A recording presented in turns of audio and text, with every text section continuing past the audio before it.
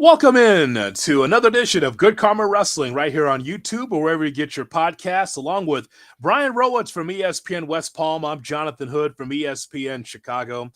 And our partner, our guy, Gabe Neitzel, well, he's on Brewers duty. That's why he's not on the show today, and rightfully so. I mean, Is he batting cleanup tonight? He's always felt like a three-hitter to me. Oh, okay. Yeah. Yes, I mean, I think he has power, but I think it's just like opposite field power. All so right, I that's never fair. clean up. No, I think that's too much for a Gabe Knight. So he'd be too tired for that.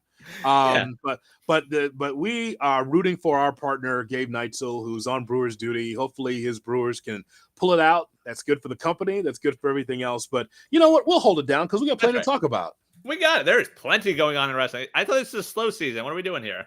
Oh, no. Oh, no. There is no slow season, pal. It's 2024. Don't forget, by the way, as you watch the show, subscribe to the youtube.com. Look for Good Karma Wrestling. Make sure you do like, share, and subscribe to YouTube as well as podcasts. Wherever you get your podcast, make sure you hit that subscribe button. That way you miss none of our special features or our shows right here on Good Karma Wrestling.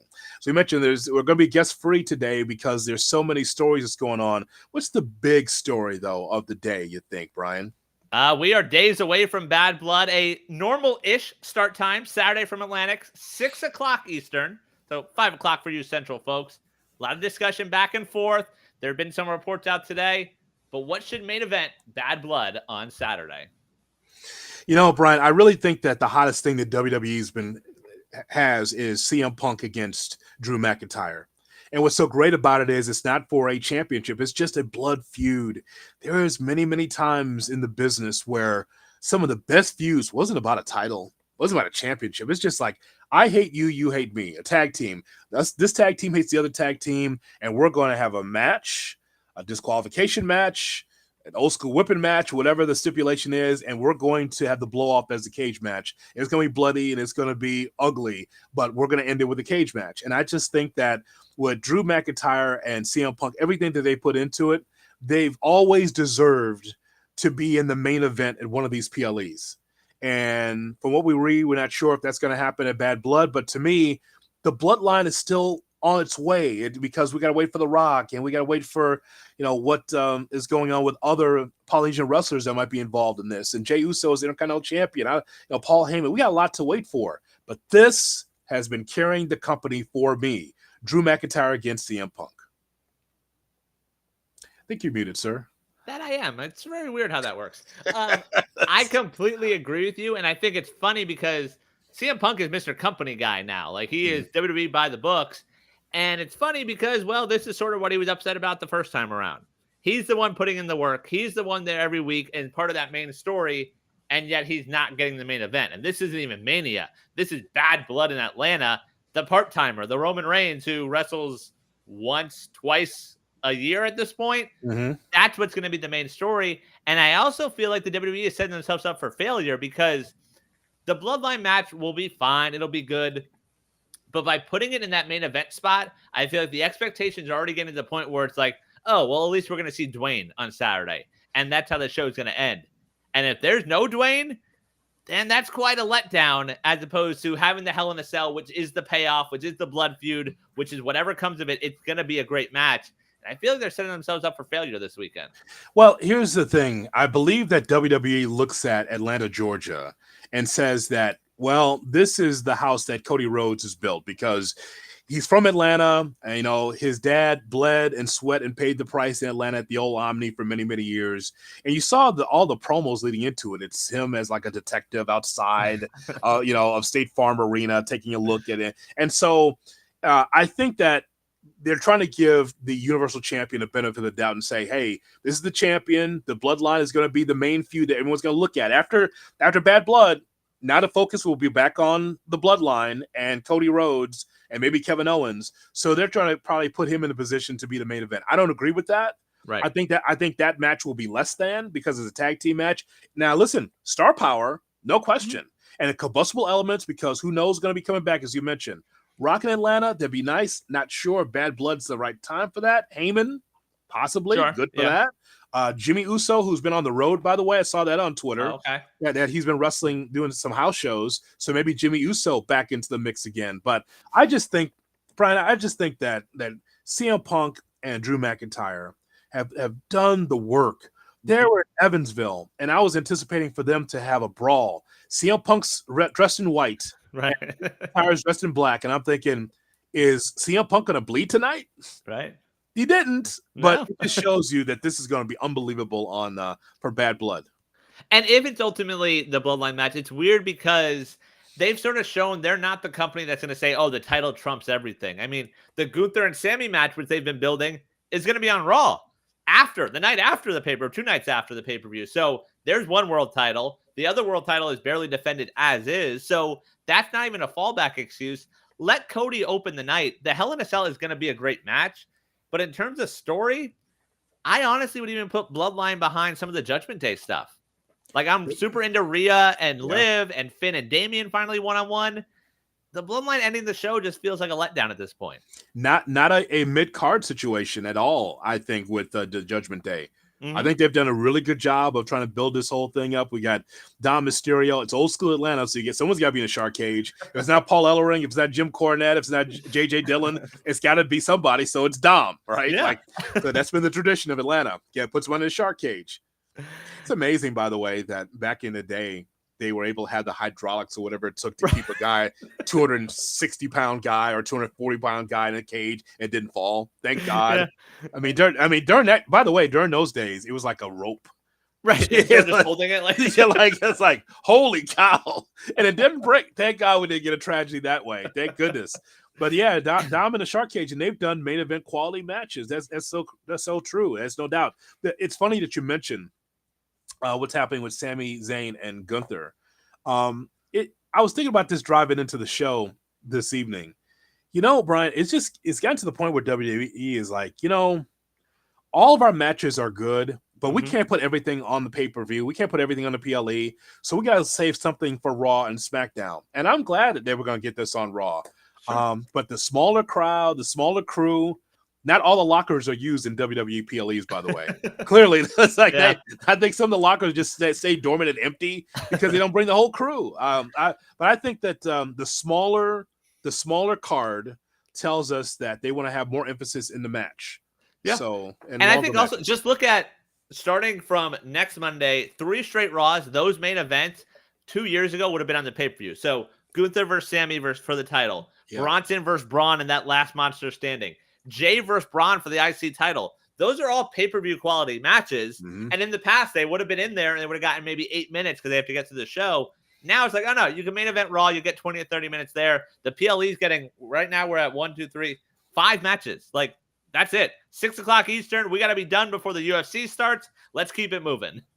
It's certainly a different way and a different approach we have not seen since some of these things I've looked up in the 1950s and 60s, only because you only had a few wrestlers. Right. It would be singles match, tag team match, and then the main event would be like a 6-man or 8-man tag. It'd be the same people coming back in the main event, right? Because of the small crew. Right, yeah. I've seen plenty of indie shows like that. I know how that works. Like, I think it's good. Now we have as a tag team match. Now it's a captain's match. Now it's singles. Now it's tag team. Oh, it's 2 matches in 1. Oh, that's good. Look at that. Now we got 4 matches on the card instead of 2. Yeah, it's good. And it's stretched out. And so it gives you an opportunity to, and I hate to use the phrase, but they're clearing out the clutter. Like they said, here's SmackDown matches, here's Raw matches. And if they get to a main event level, they'll be on the PLE. If not, enjoy them on the shows you watch every week. Yeah, and that's the weird thing because, like, it does feel like they're getting to a point where it's the same group of guys and girls. Like, I feel like they need to expand it a little bit. Like, you look at everyone on this show this weekend, there's no, like, oh, I'm excited to see this person get a break. Like, they're people we've seen there before.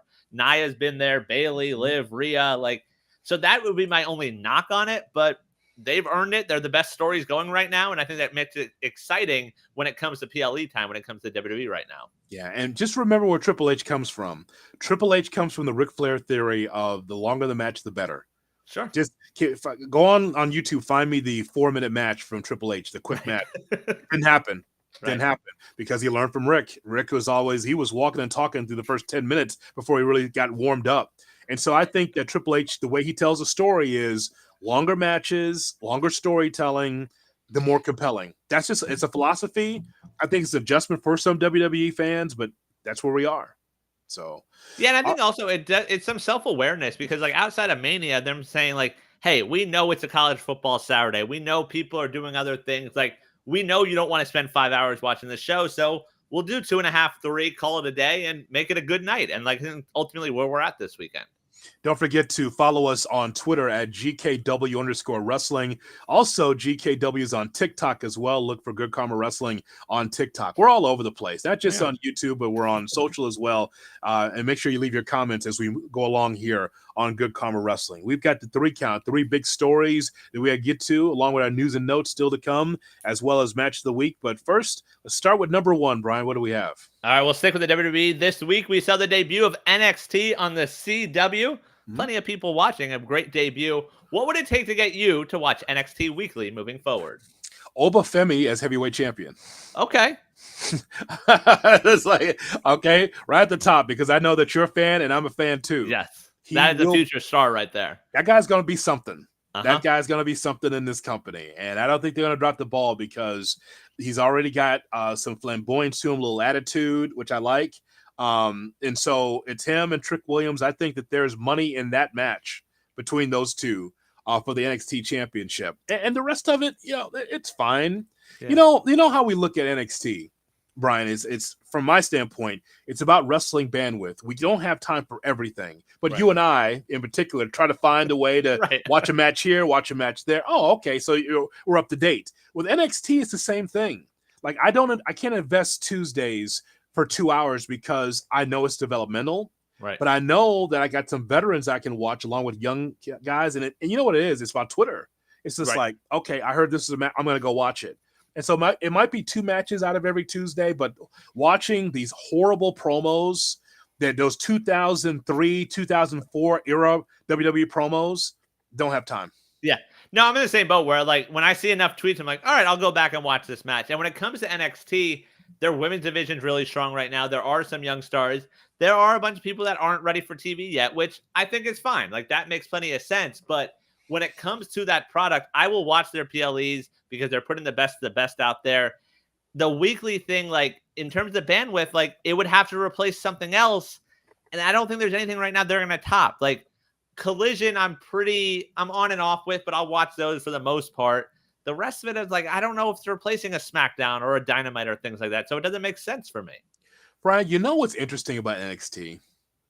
What's interesting about NXT is, as our guy checks in there, he says NXT debuts in the CW in an A-town. Smart booking. Yes, Chicago. Yeah. That's exactly right. That did help, yeah. Thank you very much, Derek. That's exactly right. But you know what's interesting about NXT, and I think that one of the reasons why that you and I can speak for Gabe as well, is the reason why that we don't break it down every week is because there's a disconnect between what Shawn Michaels is doing and what Triple H is doing. Sure. It's within the same company. If you watch an NXT show, do you notice how many bad backstage promos there are? Like it's almost like theater. Like I'm the Italian character. Right. I'm like that's great for ECW and like in '98. That's fine. But they're doing stuff this character development, and I understand you have to do that because you're training. But when they get to the big level, is there going to be an Italian mob character or group on Raw or SmackDown? Like it feels like a Vince WWE essentially. Yes, like that's where they're at. The hot women and like the backstage and like all that stuff. Like that's an era gone by. Right. And again, nothing against the wrestlers themselves as far as them developing as performers in the ring, but just the backstage vignettes feel really like post WCW. WWE trying to find out who they are, so just put hot women on TV and just like bad promos and bad stories. The wrestling, again, it's developmental, so I don't expect a lot, but just it feels like it's 2 different companies and 2 different philosophies there. Yeah, I agree, and that tells me the thing that prevents me from watching weekly is like anytime I try, like I tuned in live this week with the CW debut. I wanted to see Julia off the top with Roxanne Perez. But there's so much of that clutter where it's like, I don't need to be spending time watching this. The PLEs, they're going to cut all that out. You're going to get great matches. They're going to go. But yeah, some of those segments, it's like, I don't know. And then you throw the Miz in there, which I feel like he's part of that era. Like he'd almost fit in this NXT. You're like, hey, Miz TV, I can do that here. Yeah. But like just some of the stuff where it's like it's so developmental. It's like I don't know, like it's just not for me right now. And it's what it is. Is like we're not bashing the wrestlers. We just know that a Right. lot of them are learning. But the philosophy changed, and I think it was during this show and the philosophy changed. We found out that the WWE, because of Vince, moved away from the hot NXT that we all enjoyed, right, to the point where we're looking around in our room like, does Vince know that there's pro wrestling in his company? Holy cow, there's Kevin Steen. They were an indie company. It's like, oh, there's Johnny Wrestling. Right. Does he know? Shh. It was a secret, right? Don't tell Vince that there's wrestling in his company, because it was booked well, and you know those takeovers were better than some of the pay-per-views for WWE. It was great. Most of them, I'd say. But then the philosophy changed, and the philosophy changed because they want to have athletes and train athletes like Jada Parker. Right, and trade them to be wrestlers. Shout out to Jada Parker. She was on our show. You can go to the archives and check out Jada Parker. Good, strong interview with her. But they changed the philosophy. And so for me, like I said, Obafemi, like an upcomer, Trick Williams, and Trick Williams, by the way, NXT's got to learn, man. Hey, man. It's a hard network out. Yeah. the local weather's waiting. They ain't got time. Like, there's no overrun. For those that don't know, if you're going to be watching in NXT in your area, don't look for it to go more than 2 hours, because the weatherman's waiting at the top of the hour. I've been in that world with, doing a Fox News broadcast, and SmackDown, it goes 30 seconds over. It's a minute. Hey, sports guy, we're cut at this point. So they're taking in our airtime. So whatever now. But like even that, like those little things where it's like, all right, we're not quite there yet. And, I think the thing that changed was Hunter. Like that was Hunter's NXT, which is now on the main roster. I do wonder if as they start signing some more people and they tend to get away from some of this athlete stuff, and some of it's worked out. Jada Parker's a star. Yeah. Tiffany Stratton is a damn star, and she's part of that class. Yeah. But if we see the Motor City Machine Guns, if we see the Lucha Bros start in an NXT, does that change the dynamic and change, how you would watch a Tuesday night? No. No? Okay. No. And because it changed, man. They went to that Jenny Jones studio, that's the Performance Center. And, I love the crowd. The crowd's hot for everything, which, I mean, if you're going through the dial, going through your TV, and it goes, whoa, look at that crowd. What's going on there? You want to stop and see what's going on. But it's just that, for me, I just think that when I see the veterans, when I see guys in there, okay, I'll stop and watch. But as far as some of these other talent, they're not ready for the next level. And then just some of these other vignettes just turn me off. But I look forward to their growth. And by the way, it's a surprise. I didn't know you get CW down there in West Palm. You get CW, little CW, huh? Yeah. How else can I watch ACC football? It's the place to be. We all were pining to see more Tom Brenneman. Yeah. I think that's right. I need to see Boston College versus Georgia Tech on a Saturday afternoon. CW is my spot. I just want to apologize. I don't know if I'll be putting these headsets on again. And there's a drive in the deep left field. That'll be a home run. But my God, if people at Fox Sports Ohio. Anyway, so it's good to see Brenneman doing those games. Yeah. So here in Chicago, I know this is going to be selfish, but it's amazing to see pro wrestling back on Channel 9. For those of you that are watch or listen to the show in Chicago, it's to be on the same network that the Cubs were on for years on WGN and have wrestling on there again. We haven't had wrestling on there since I think early 1990, 91, like WCW. I'm talking about on a regular basis. Like main WCW, or like that was when we were watching Saturday night? No, I mean like WCW. This is during a time where WCW had a WCW New York show. Oh, okay. Specifically for the New York audience. PIX, I believe. I believe it was. Okay. And a show specifically for Chicago. Don't know if they had one for LA, but they had specific market shows. So whatever the syndicated show, if it was Worldwide Wrestling, they just replay it again by just saying, oh, Chicago, we're going to be at, that kind of thing. So Shivani had to do the same matches like 2 or 3 times. Oh, yeah. Good use of time. Yeah. So I just think that's amazing. Some of these syndicated, CW network, some of these stations having wrestling on again, which is pretty cool. And they're going to be in more homes. I mean, people tuned in Tuesday. Obviously, Punk helps with that. You'll have Orton this week, but I'm curious to see them grow. They are better than, like you said, the Jenny Jones studio. So it's a step in the right direction. By the way, just between you and I. Okay, really nice crowd in Chicago. Not surprised CM Punk. Okay, great. St. Louis. Supposed to be there for Randy Orton. They're supposed to be playing at the same place the St. Louis Blues played, the Enterprise Center. Yeah. Moved it out of there for a smaller 3,000-seat arena. Randy Orton's not a draw. Also, they said on Tuesday's show, tickets still available for next week. So folks, here's your hot take. Randy Orton, not a draw. Wow. What's number 2? All right. Last night in AEW, we saw the 5th year anniversary of All Elite Wrestling. So what's the word or phrase you would use to describe 5 years of AEW? Okay, Brian. Okay. So someone also, by the way, shout out to WCW Pro with Jack Brickhouse. That's right, Eric. That's right. It was Shivani and Jack Brickhouse, the old Cub broadcaster. That's right, Eric. So the word I would use is roller coaster. Okay. It's roller coaster. There's been highs and then there's been some valleys for AEW. Not lows, but some valleys. Mm-hmm. I'll put it to you this way for brevity. There's been hits and misses with AEW. See if you agree with any of these. The hits have been the pay-per-view. We talk all the time glowingly about how AEW does their pay-per-view business, which is just amazing. They've been able to sell out 2 stadiums in the UK.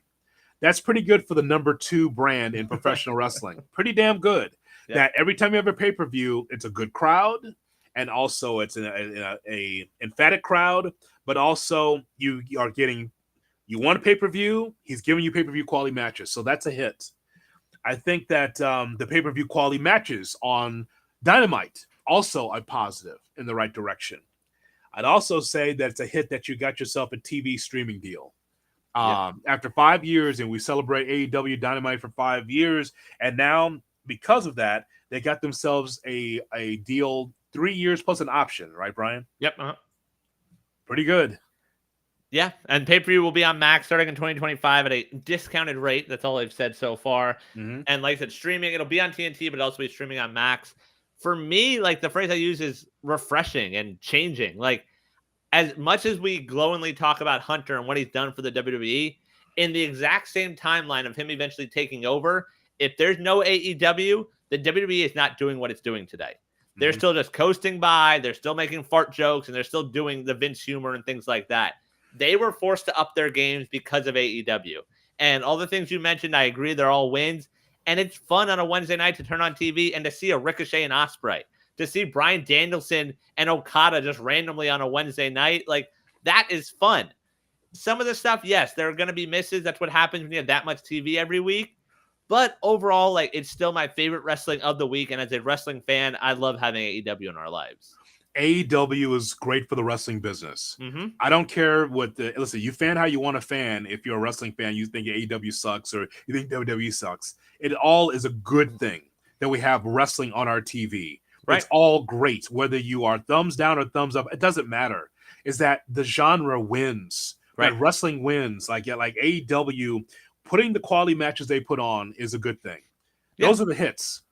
Well, I would also add to that real fast, like in terms of it being a good thing, Daniel Garcia on this show talked about how AEW existing is great for pro wrestlers. Yeah. He is the perfect example of that. He is someone that would have hit a ceiling in the indies, and if he wanted to go to the WWE to get a paycheck, he could, but he'd be forgotten about. Now, he built a name for himself in AEW, and there's essentially a bidding war for a guy like that.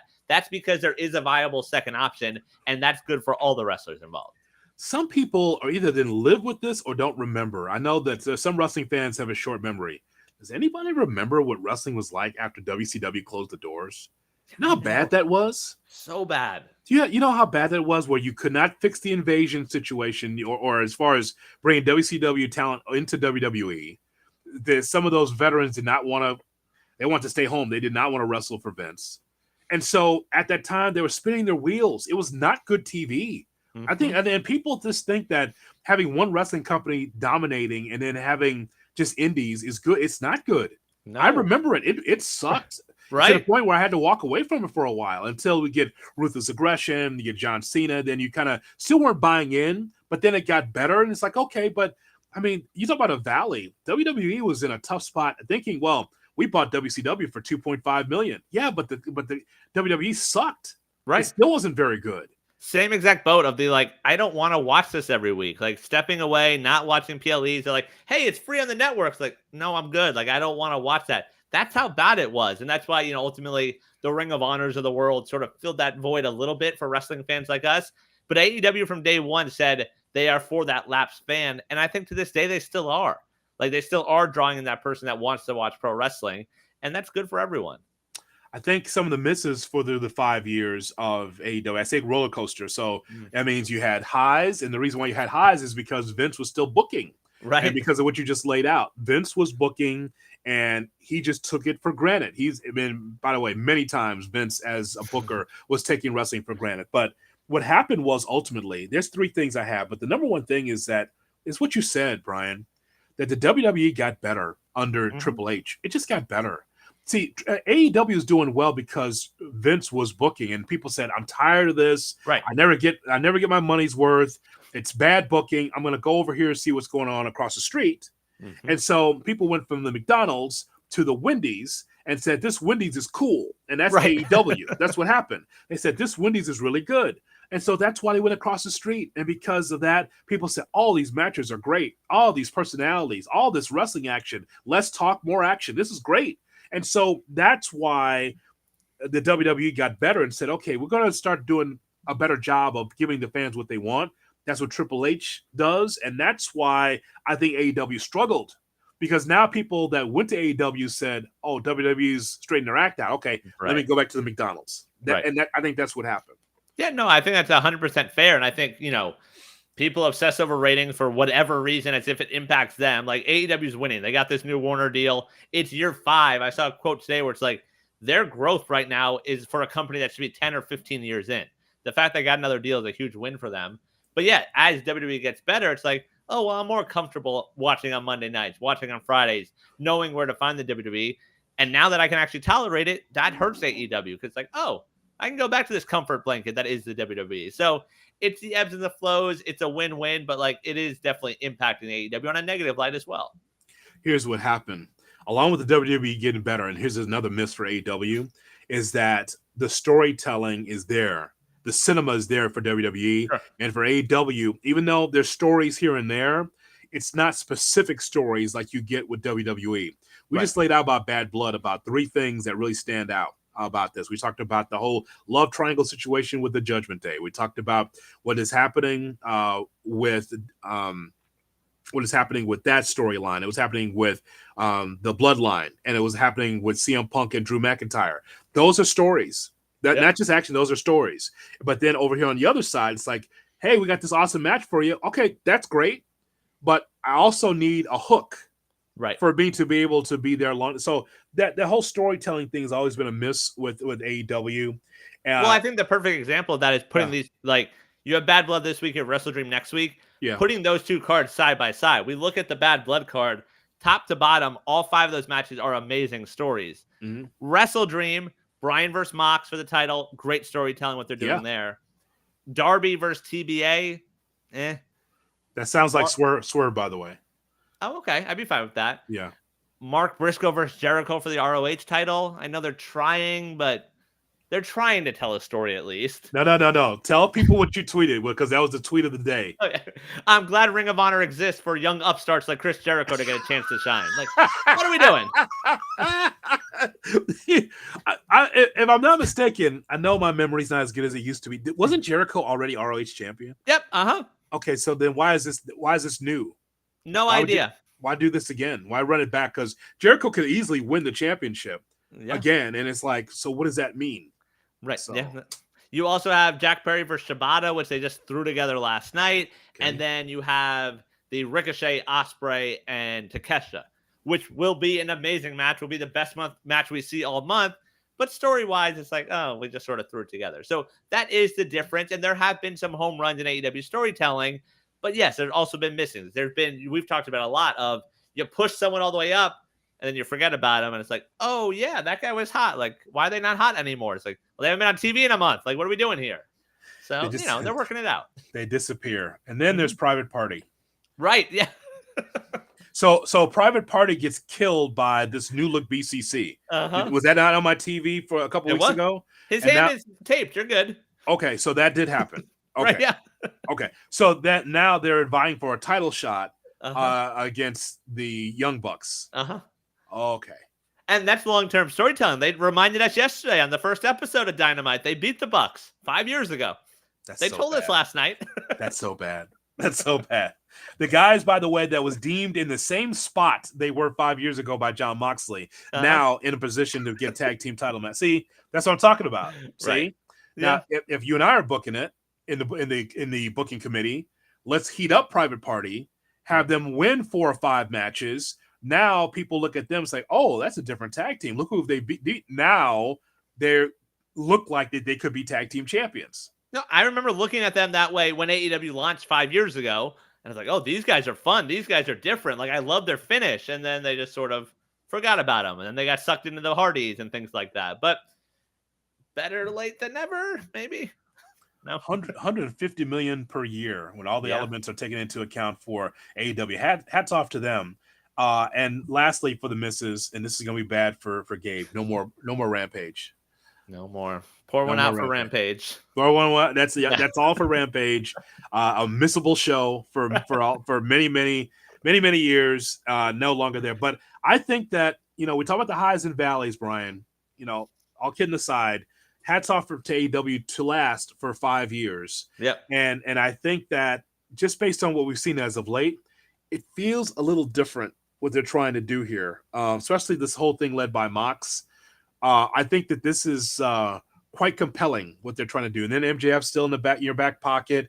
You've got Swerve Strickland. There's Hangman Page. So they are giving not only new characters, but also trying to polish some of the long-time wrestlers in AEW. And I think that's a positive for Tony Khan.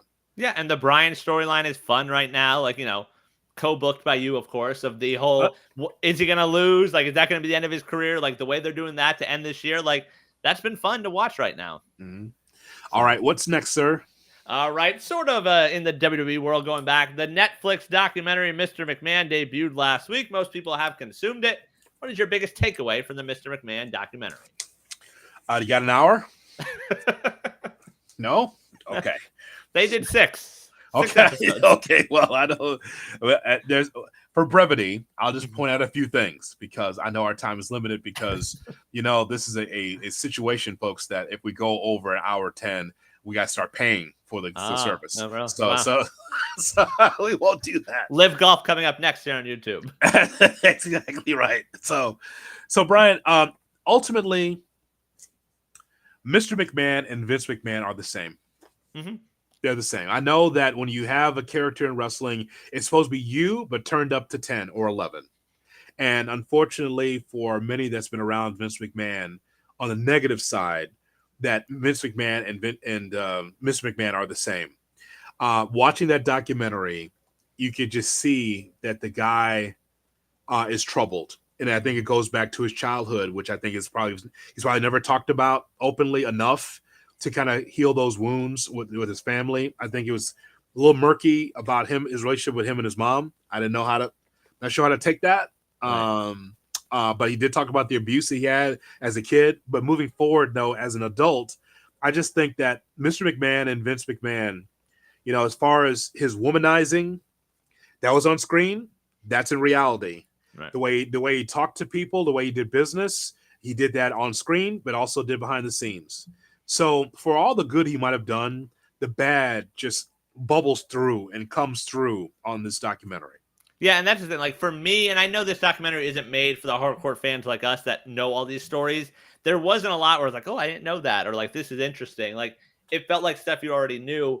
But that, I think, is a perfect summary. Like, that last episode when they're talking about what is the legacy of Vince McMahon, and David Shoemaker summed it up best, where you can't ignore the good and what he did and making pro wrestling what it is, but that doesn't mean you're allowed to separate the bad. And there's a lot of bad with that man.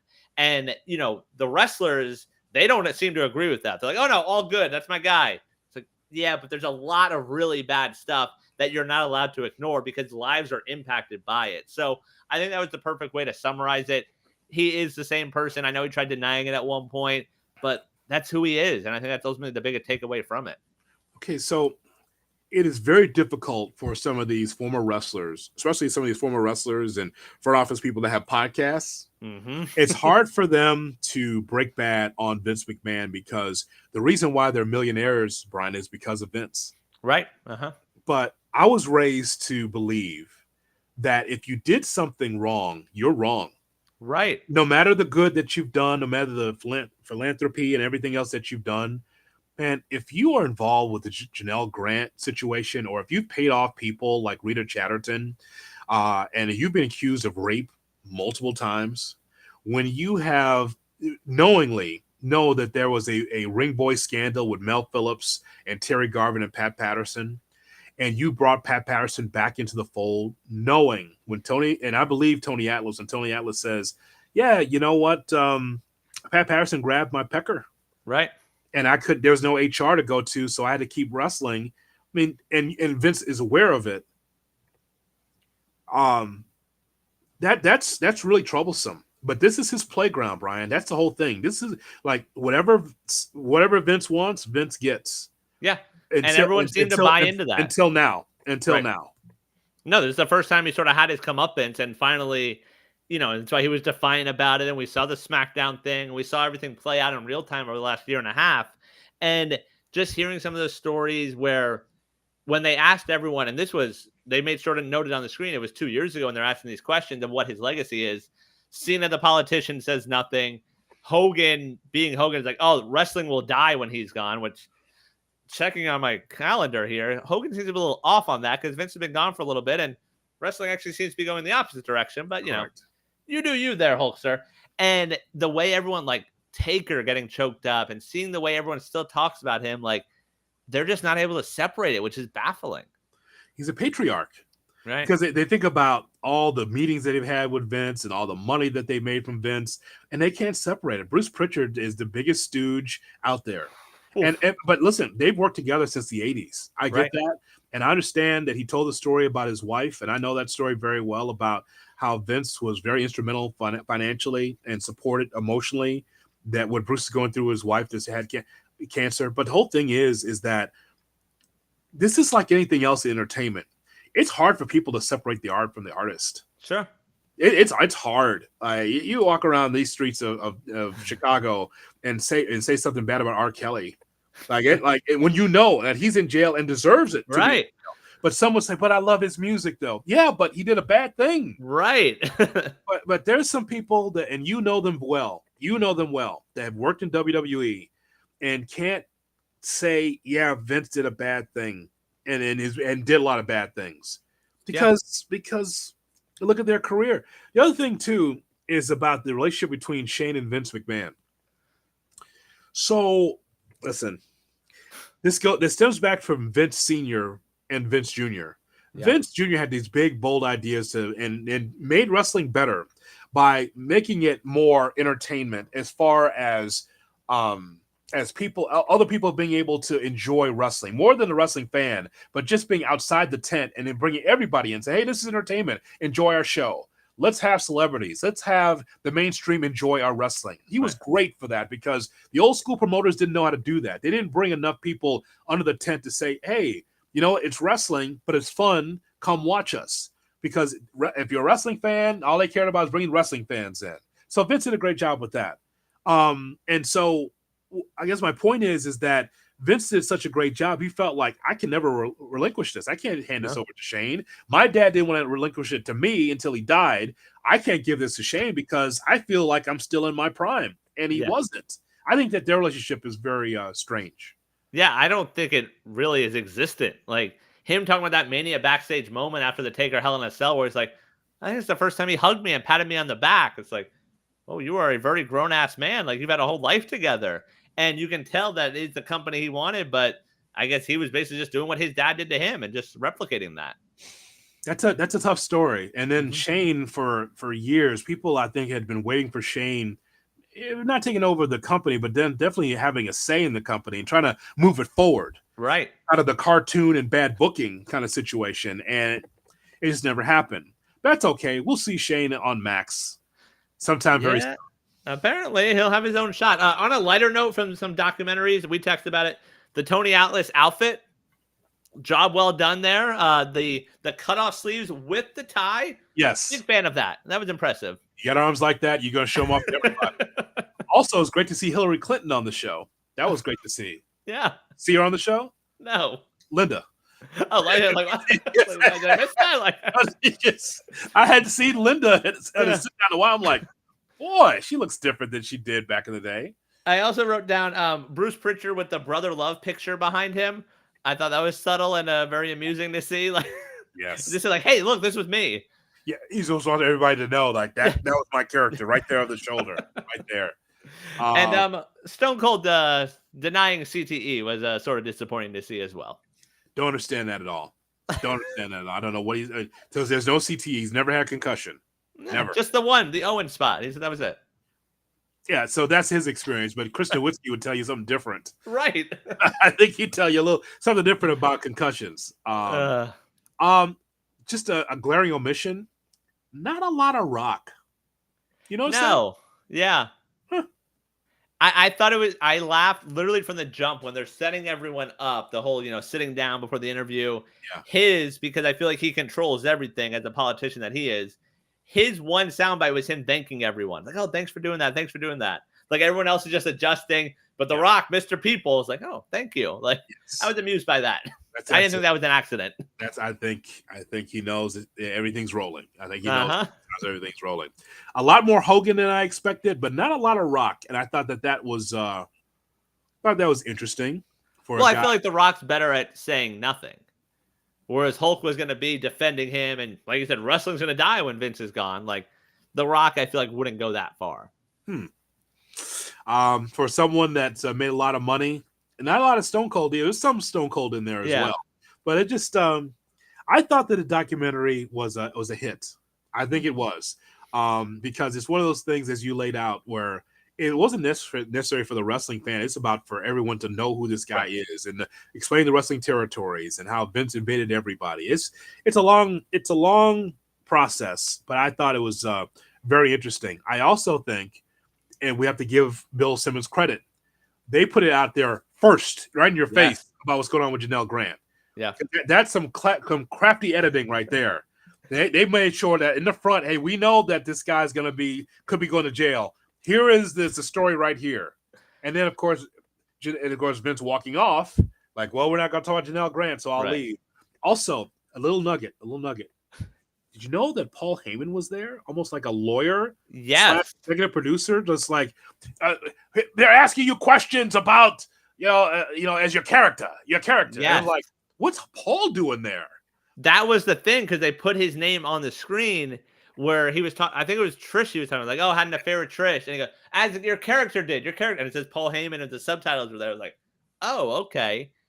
And I know, and it's a weird relationship there where, like, I feel like Heyman obviously owes Vince a lot, but also, like, has plenty of reasons to hate that man. It was his dad, though. Yeah. I mean, Heyman loved Vince Sr. It's the reason why he got into the Garden, in the back door of the Garden. It's like it started there. I mean, I know. Also, as another side note, Bill Simmons or people that around that production said there was 2 hours of audio video that he cannot use because they could not understand Mr. McMahon. Oh, okay. Because of the grovelly voice. Oh, wow. So they can subtitle it for me. There might be some juicy stuff there. Yeah. But Vince's voice has been gone from all of that broadcasting for 40 years. So I know, like, after seeing the Vince statement before it was released, I thought there'd be something that comes out of it where it's like, oh, like, I didn't know this, and maybe they're painting it in a different way. These are all headlines we knew. So that was the odd disconnect for me, where I think Vince actually got my hopes up. Where going in, when we first heard about it, I was like, we're not going to learn anything. It might paint him in too good a light. But then when he comes out on the attack and the defensive, like, all right, we're going to get something. And it just didn't happen. But Brian, I think the key for me with the documentary is to get shit on the record. Sure, that's fair. All this stuff Vince has never talked about openly. Fair. Never. Like for instance, we've heard for years that Hulk Hogan stooged off Jesse Ventura when Jesse the Body Ventura wanted to have a union made, right? I've never heard Hogan or Vince talk about that. Yeah, that's fair. So if nothing else, these little things have been checked off, right? Even talking about Rita Chatterton. Right. And also Vince on the record saying, yeah, I cheated on my wife a lot. Right. What? Right. but brazen about it, just like, oh damn, pal, like that. Right. Like he, but like I think we've all known that there's been a strange marriage for years between those two. But he's all, yeah, I'm married to her, and well, she was great, blah blah blah. But yeah, there was a relationship that I cut off.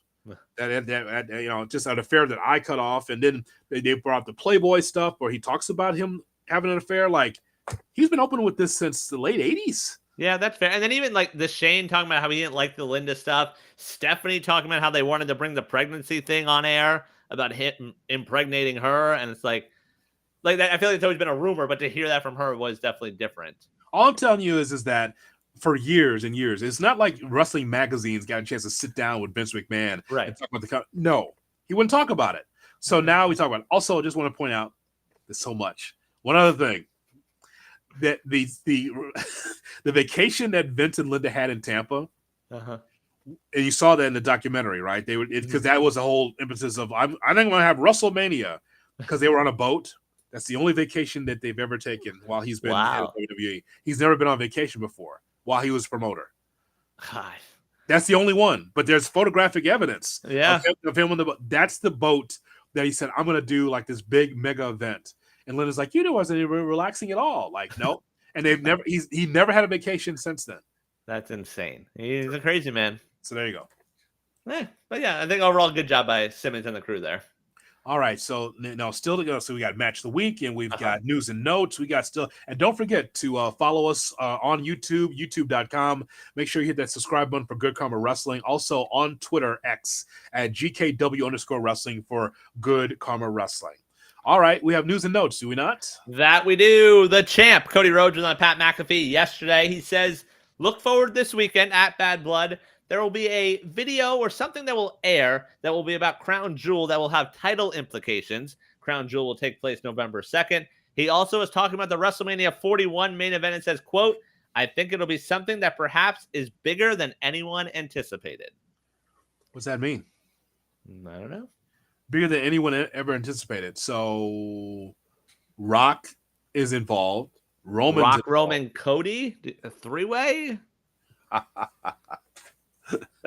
Maybe. I am kind of done with these spectacular strange bedfellow tag team matches or three ways. I'm done with this. Someone's got to give me this person against this person and tell a story. But if he's going to hype this up, I feel like he's planning on being in the main event. And we all anticipate everything. Like, we anticipate Rock versus Roman or Rock versus Cody. Like, I don't know what else they can pull out of their back pocket. That's all we want to see.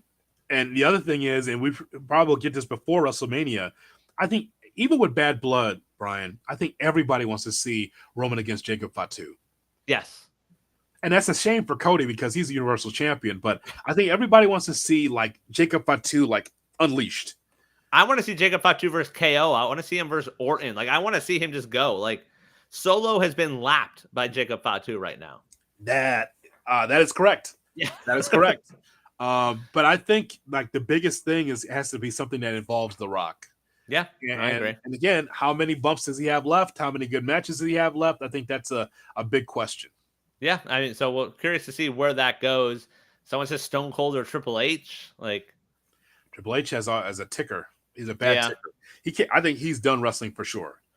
I guess Austin. I don't know how you work that in. I mean, we've heard the rumors, and he seems to be in the gym and in good shape. And he doesn't have CTE, so he's really good to go. Unlike Stone Cold Steve Austin, Kevin Nash will give his brain to science. He said his brain and his spine. Looks like Steve is like, no, I'm good, brother. Steve Weiser, what? I don't need to do what? He's fine. Yeah. Some injury news announced this week. Dragunov has suffered a torn ACL in a house show match with Gunther. He's expected to miss 6 to 9 months, which will take him past Mania. You know, I'm not mad about the Dragunov injury. I'm mad that I wasn't in Columbus, Ohio to see that. Yeah. If they finished the match and he tore his ACL like afterwards, that's great. But they had like a full match. I want to see that in person. Yeah, that's fair. For those that did not see that NXT UK, there was one of the best matches in the pandemic. Dragunov against Volter at the time, Gunther. So all the best. So I don't think we're going to see Dragunov until past WrestleMania. Yeah, I think SummerSlam at this point. I think. SummerSlam. I think he's been a good act. Yeah. Not a great act though. Mm-hmm. Good act. I think he's got plenty of mic time. I think that they were developing a character. But I want to see how far they take him next time when he's healthy. Yeah, no, I agree with that. Some other injury news. Reports were going around a week ago. Lucha Bros were WWE bound. Well, now reports are that them arriving in the WWE isn't, quote, imminent. Ray Phoenix has reportedly had injury time added to his AEW contract, which will keep the two of them away from WWE for quite some time. Ah, yes, the old WWE way of doing things. Uh-huh. Well, you got injury time. Can't let you go. Yes. You know what? Tony Khan's learning.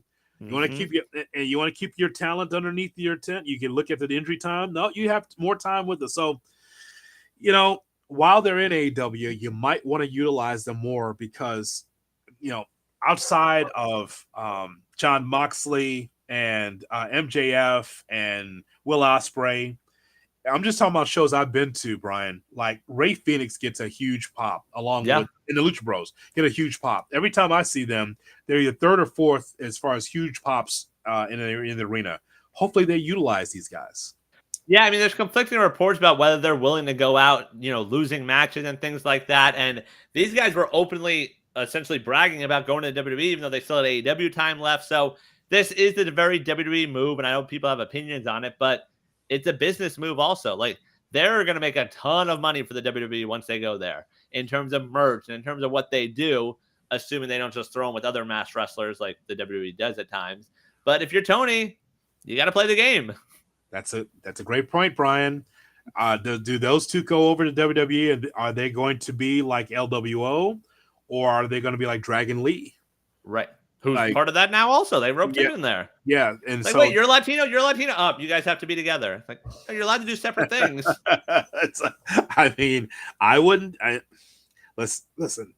I think Lucha Brothers is a great act. There's no doubt. I think they could really be good for WWE. Hopefully they can stand out on their own once they do get there. But in the meantime, they're with AEW. Let's do something. Right? I agree. Finally, news and notes. Fightful reporting AEW is hopeful that Adam Cole's return is happening sooner rather than later. He was reportedly backstage at All Out without crutches. Babyface or heel? I think babyface. Let's forget that anything happened, before the injury and just move on. So no Kingdom combination. You're not part of the Kingdom at all? Yeah. Way separate from that. I think that is correct. I don't think that. I mean, and this is nothing against the guys, but about the booking. I like the Kingdom. It's fine. It's a good ROH act. Speaking of ROH, you notice in this release in front of us here for AEW and Warner Discovery, there's no ROH talk. No, I wonder if they're maybe giving up. Maybe the latest in this part of your news and notes. True TV is going to be all sports at some point, right? At night from 8 to 11, they're going to be sports, and there was talk that Tony was trying to get ROH on one of those slots on True TV. And it's fine. I mean, listen, it's either NCAA tournament or Impractical Jokers. It's the only reason why you turn it on, right? So there's other things on that network? Is that what you're telling me? All I know is Impractical Jokers and NCAA tournament. Oh, it's March. All right. There you go. So after all this work with ROH, this big announcement, I own ROH. You're not doing anything with it? Okay. I mean, I guess if you have the video library on Max, that's a plus. Like if you have old ROH footage there, and essentially break away from Honor Club, maybe there's something there. Here's the point here with Woolies 720. He says Tony Khan is wasting money doing this. They're paying him. It's not his money. Warner Brothers Discovery is paying AEW. I think he's also talking about like the Ray Phoenix and like the injury time and whatnot. But like, I don't understand fans' obsessions with like Tony's pockets and things like that. It's not even his money. Like right, that's originally it's his money, but now it's they are the challenger brand and they're number 2. Mm-hmm. And more times than not, even whatever, and people like to measure ratings, like those ratings really matter. The whole point about AEW is that on a Wednesday night, even on Saturday night, here's what's crazy. Saturday night, they were number 2 in cable. How? I was watching Alabama, Georgia. How? Me too. Yeah. I think a lot of people were. And they were number 2 in cable. Like all Saturday night, everything that's going on, they somehow with Collision was number 2. Okay, so now a Warner Bros. Discovery goes, you guys were number 2 or number 3 in cable on a night that has all the sports or against the vice presidential debate. Okay, we'll pay you because clearly you got something going. Wrestling is booming. Yeah, go ahead. I'm sorry. That's it for news and notes. Let's get to our matches of the week. Matches of the week, Brian. Well, we go to Hangman against Juice. Okay. That was a better match than I thought it was going to be. Because, look, we're really talking about 2 heels. The dynamic was strange. Juice is sort of turning face, him and the Guns. No? Okay, well, the Guns are just annoying, so they're heels to me. I think you're underestimating Juice. You look at him as a comedy act now. You forget that Juice can go. I thought that, well, I guess Juice is a babyface nowadays, but I've seen him as a heel for a while. Before the injury, he was. Before the injury was, and so I thought that was a hell of a match. It's better than I thought. It's better than I thought it was going to be. The bloodline against Owens and Orton that was on SmackDown. SmackDown, yeah, pretty good. I from last night, Ospreay versus Ricochet, and obviously it'll be better next week at Wrestle Dream. I would love to see the reaction of so many people that were in that Finstock, some of those old timers, watching that match live. To see the Kevin Nashes of the world react to Ospreay and Ricochet, I think would be very amusing, watching what those two do in the ring. And it was funny because you put that match on and then put it side by side with a match they had at PWG or some other place. Right. Like they were doing the old school indie moves. It's just they're a little bit different now. And so if you love spots, that's it. And now you're going to throw Takeshita in the mix next week at Wrestle Dream. I also had a SmackDown match, but I had Bayley versus Naomi. Bayley versus Naomi was told a story. Yeah. It certainly told a story. Would have been an upset if Naomi would have won. That would have been something different, but that's okay. Yeah, it would have been a nice change of pace, but we are where we are. And then I also, from Tuesday, Wes Lee versus Zachary Wentz again. The Rascals going out of a street fight this week on CW. They were great at the last PLE. They were great on Tuesday. I was hoping to put Roxanne versus Julia. Something was missing there for me. Like there seemed to be a disconnect in that match, but Wes Lee versus Zachary Wentz was really good. Strowman against Reed. It was fun. It's what it's there for. Right. Last monster standing. Yeah. And you got the Rollins return, like a good spot for him. Yeah. So I thought, I'm 2 weeks behind on TNA, so I can't give you a TNA match in there. I am 2 weeks behind because, baseball, football, college football, this is what happens, man. But they're rolling out bangers, like some good shows this week. Like it's fun to see stuff like this. And also like Braun, who seemed to get hurt during that match, like him getting the win in that match and him not being, the goofy choo-choo guy. Like it's fun to see someone like that get a shot. Yeah. And he's entertaining. He has been for a while, but yeah, I've enjoyed it. That is for sure. I also will add, in terms of entertainment, I'm very entertained right now by the New Day stuff. Like they had to pivot because whatever the hell happened with Odyssey Jones, who just disappeared in wrestling world, where it's like, hey, where's that big guy that was with them? Like, no, I don't know what you're talking about. No one's been here. What they're doing with those two, like it's entertaining to see where they go. Where it seems to be going down the path of a breakup, but if you told me those two just turned heel, I'd be interested in that. Let me ask you something, Brian. Do you want to see those two in a singles match in a single feud? I don't think you want to see that. I don't think so. Like, I'd rather just those two turn heel and stay together. You want them both? It's got to be one or the other. It's not going to be both. You think that you believe that Kofi has enough influence to drag the other guy to be a heel? I don't know. I'm interested to see where it goes. Ultimately, if they do split, it does feel like, unfortunately, Woods becomes Jannetty. Like we've talked about, there always has to be one in that breakup, but they're doing a hell of a job right now. I think it's interesting. It's a good mid-card act. I got no problem with it. Absolutely not. Do I have to continue to fight with 720 here? Yeah. So read that there. It says, what does he say? My point is, why would Tony hold the talent if he's not going to use them so WWE doesn't have them? You mean WWE does? Like, I don't understand why, like, the double logic there. Yeah, because it's an arms race. Right. That's what a wrestling feud is. Right. This is not new. WWE has done that to AEW. AEW's done to WWE. It's happened in the past with WWF and WCW. So that's why it's an arms race. Yeah, it is strange. Again, It's strange for both companies to have wrestlers stay at home and pay them, and not and even though while they're under contract. But the whole point is, it's a wrestling war. Right. That's why it's not a Tony thing; it's a Triple H thing too. It's a New Japan them thing. Home to keep some of the momentum going off of it. Like, you don't want them going up until their last day, and then all of a sudden they're going somewhere else. Like, wait, who are these guys again? Like, it's business. Who's the person? I can't come up with her name.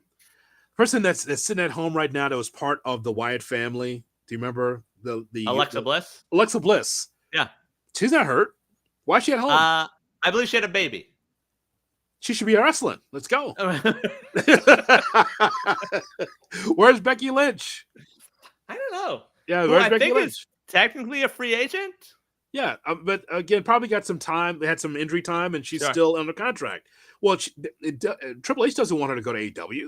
No. All right, so that's why you do that. You hold on to the talent because you don't want them to go to the other side, because that's what wrestling war is. It's not a Tony Khan thing. It's a wrestling thing. It's been going on for years. It is what it is. I have no problem with it. And that's my pro wrestling TED Talk for today. Thank you so much, everybody, for checking out Good Karma Wrestling. Make sure you like, share, and subscribe to the podcast. We've always got some great guests and also some great content. We're also on TikTok. Look for us at GKW Wrestling on TikTok as well as on Twitter, X at GKW_wrestling. And by the way, you can catch me. GKW doesn't stop now. That's you right. You can catch me on Sundays on Busted Open. That's right. Every Sunday on Busted Open, 9 a.m. Eastern to 12 Eastern with Justin LeBar as we bring that GKW flavor over to SiriusXM channel 156. Part of my Sunday morning errand running now. I'm out, got to go to the grocery shopping, so we're firing up the Sirius app and taking it to Busted Open. Yeah, you're pointing at the things like, that's my guy. What's he talking about? And why did he use it on our show? My kids are like, why are we listening to this? I'm like, I know him. I know that guy. So, yeah, catch me on Busted Open. We have a lot of fun there. So, for Gabe Neitzel and for Brian Rowitz, this is Jonathan Hood. Thanks so much for checking out this edition of Good Karma Wrestling. We'll talk to you next